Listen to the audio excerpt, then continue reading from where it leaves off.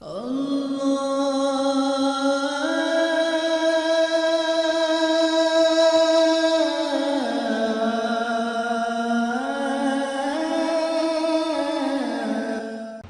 باللہ من الشیطان الرجیم بسم اللہ الرحمن الرحیم السلام علیکم ورحمۃ اللہ وبرکاتہ۔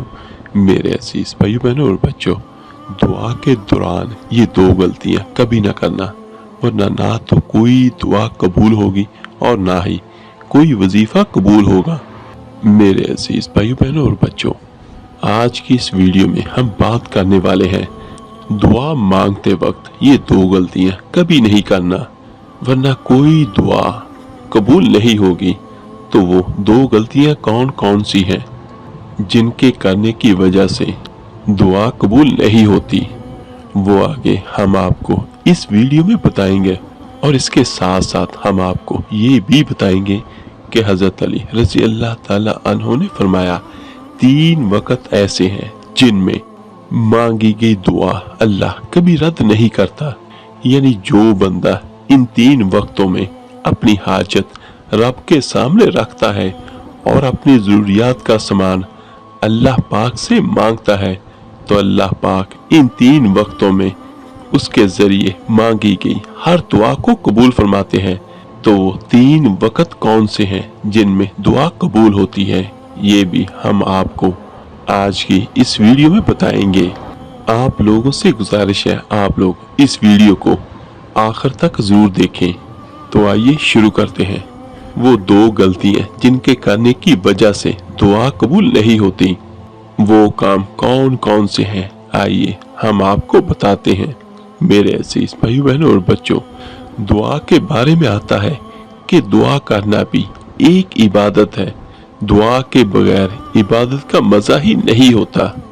جو بندہ دعا نہیں کرتا اس کے دل کو سکون نہیں ملتا۔ دعا کے اندر اللہ پاک نے سکون رکھا ہے۔ لوگ دعائیں تو بہت مانگتے ہیں، لیکن دعا کے اندر غلطیاں بھی کرتے ہیں جن کی وجہ سے ہماری دعائیں قبول نہیں ہوتی۔ پھر ہم اللہ تعالیٰ سے شکایت کرتے ہیں، لوگوں سے شکایت کرتے ہیں کہ ہماری دعائیں قبول کیوں نہیں ہوتی۔ 2 ایسی غلطی ہیں جو اکثر ہم دعاؤں میں کرتے ہیں، لیکن ہم اپنے گناہ معاف نہیں کراتے۔ ہمارے گناہ اتنے زیادہ ہوتے ہیں کہ دعا کے اندر قبولیت میں وہ رکاوٹ بنتے ہیں۔ جیسے کوئی بندہ اللہ پاک کی نافرمانی کرتا ہے اور اس کے بعد توبہ کیے بغیر دعا کرتا ہے، تو اس کی دعا قبول نہیں ہوگی، کیونکہ دعا کے آگے گناہ آ جاتے ہیں۔ اس لیے جب بھی گناہ کرے تو اللہ پاک سے معافی مانگ لے۔ ایک اللہ کے ولی سے پوچھا گیا کہ ہماری دعائیں قبول کیوں نہیں ہوتی، تو انہوں نے کہا کہ گناہوں کی وجہ سے ہماری دعائیں قبول نہیں ہوتی۔ اور دوسری غلطی جس کی وجہ سے ہماری دعائیں قبول نہیں ہوتی، وجہ یہ ہے 2-4 مرتبہ یا زیادہ سے زیادہ 10 مرتبہ مانگ کر مایوس ہو جاتے ہیں، یعنی کہ امید چھوڑ دیتے ہیں، نا امید ہو جاتے ہیں۔ انسان یہ سوچنے لگتا ہے کہ میری دعا قبول ہی نہیں ہو رہی ہے، تو مانگنے کا کیا فائدہ۔ لیکن انسان یہ نہیں سوچتا کہ ہو سکتا ہے کہ اس میں اللہ پاک کی کوئی نہ کوئی حکمت ہو۔ نبی کریم صلی اللہ علیہ وآلہ وسلم نے ارشاد فرمایا کہ بندے کی دعا اس وقت تک قبول نہیں کی جاتی جب تک وہ دعا میں جلدی نہ کرے۔ جیسے ہی بندہ دعا کرنے کے بعد جلدی کرے گا، صبر نہیں رکھے گا، تو اس کی دعا قبول نہیں ہوگی۔ تو دعا کے بعد صبر رکھنا بہت ضروری ہے، تبھی ہماری دعائیں قبولیت کو پہنچیں گی۔ اب ہم آپ کو بتاتے ہیں 3 ایسے وقت کے بارے میں جن کے بارے میں حضرت علی رضی اللہ تعالی عنہ نے فرمایا جو بندہ ان 3 وقتوں میں اپنی حاجت اللہ رب العزت کے سامنے رکھتا ہے اور اپنی ضروریات کا سامان اللہ پاک سے مانگتا ہے، چاہے وہ اولاد ہی کیوں نہ مانگے یا مال و دولت ہی کیوں نہ مانگے، اللہ پاک اس کو یہ 3 وقتوں میں جو وہ مانگتا ہے تو اللہ پاک اس کو ضرور عطا فرماتے ہیں۔ اور دوسری بات، ہم آپ کو ایک ایسا وظیفہ بتائیں گے، اگر 11 دن تک رات کو آپ اس وظیفے کو کرتے ہیں تو انشاءاللہ تعالی آپ کی ہر حاجت پوری ہوگی اور آپ کے گھر میں خوب خیر و برکت ہوگی۔ اللہ رب العزت کی غیب سے مدد آئے گی، برکت ہی برکت اور رحمت ہی رحمت ہوگی۔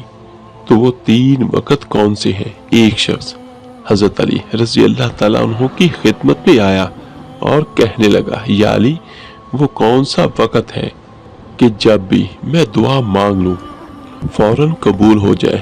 تو حضرت علی رضی اللہ تعالیٰ عنہ نے فرمایا، اے شخص، میں نے اللہ کے رسول صلی اللہ علیہ وآلہ وسلم سے سنا ہے کہ 3 موقع ایسے ہوا کرتے ہیں جن میں اللہ اپنے بندوں کی دعا رد نہیں کرتا۔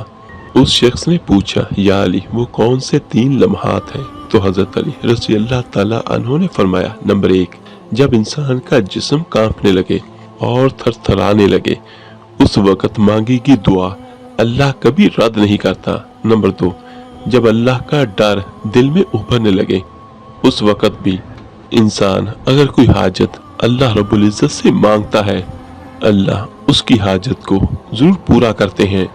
اور نمبر 3، جب انسان کی آنکھیں نم ہو جائے تو اس وقت میں مانگی ہوئی دعا بھی رد نہیں کرتا بلکہ ضرور قبول کرتا ہے۔ اور یاد رکھنا، ان تینوں حالتوں میں انسان کائنات کی جو بھی چیز مانگے وہ اسے ضرور ملتی ہے، چاہے وہ صفا مروہ کے برابر سونے چاندی کے ہی کیوں نہ ہو۔